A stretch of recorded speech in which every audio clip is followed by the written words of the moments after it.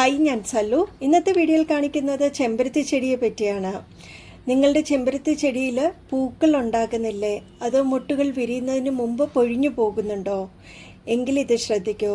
ആദ്യമായി ചെമ്പരത്തിക്ക് ദിവസവും കുറഞ്ഞത് 5 തൊട്ട് 6 മണിക്കൂർ നേരിട്ട് നല്ല വെയിൽ ലഭിക്കണം. തണലിൽ വെച്ചാൽ ചെടി തഴച്ചു വളരുമെങ്കിലും പൂക്കൾ കുറവായിരിക്കാം. രണ്ടാമതായി, വള്ളികൾ ഉണങ്ങി നിൽക്കുന്ന കൊമ്പുകൾ ഇടയ്ക്കിടെ വെട്ടി നിർത്തുക. പ്രൂണിംഗ് ഇല്ലെങ്കിൽ ഈ ചെടി നന്നായി വളർന്നു വരികയില്ല. പുതിയ ശാഖകൾ വരുമ്പോഴാണ് കൂടുതൽ പൂമൊട്ടുകൾ ഉണ്ടാകുന്നത്. ഇനിയും ഏറ്റവും പ്രധാനം ഇതിൻ്റെ വളപ്രയോഗമാണ്.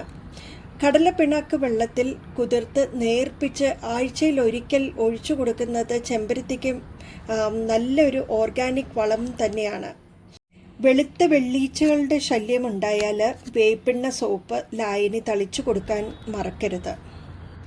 ഈ കാര്യങ്ങൾ കൃത്യമായി ചെയ്താൽ നിങ്ങളുടെ വീട്ടിലെ ചെമ്പരത്തിയിലും നിറയെ പൂക്കൾ ഉണ്ടാകും. ഇതുപോലുള്ള ടിപ്സുകൾക്കായി പേജ് ഫോളോ ചെയ്യാൻ മറക്കരുത്.